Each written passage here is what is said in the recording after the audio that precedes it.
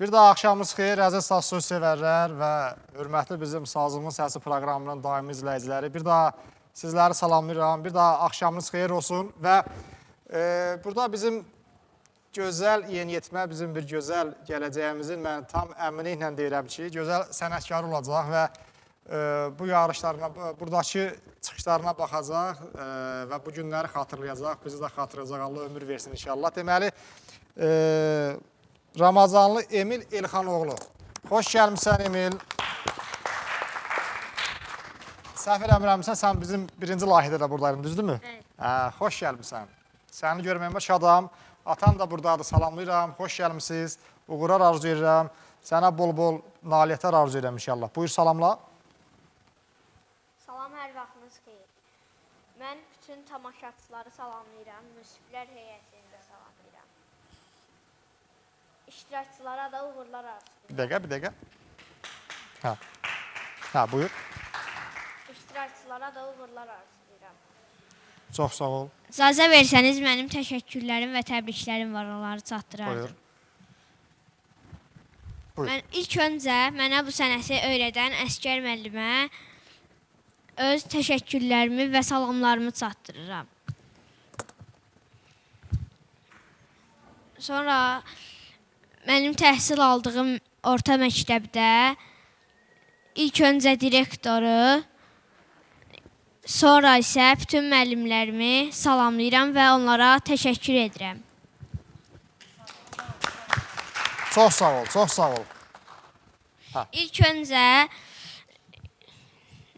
Nərgiz nənənin, sabah isə bugün Nərgiz nənənin, sabah isə Əşrəf babanın doğum günüdür. Mən onları doğum günü münasibəti ilə ürəkdən təbrik edirəm. Natiq əminin qızı Mələyin doğum günü gəlir. Mən onu bir yaşı münasibəti ilə ürəkdən təbrik edirəm. Çox sağ ol. Buyur, elə bundan da oxuyarsan. Buyur.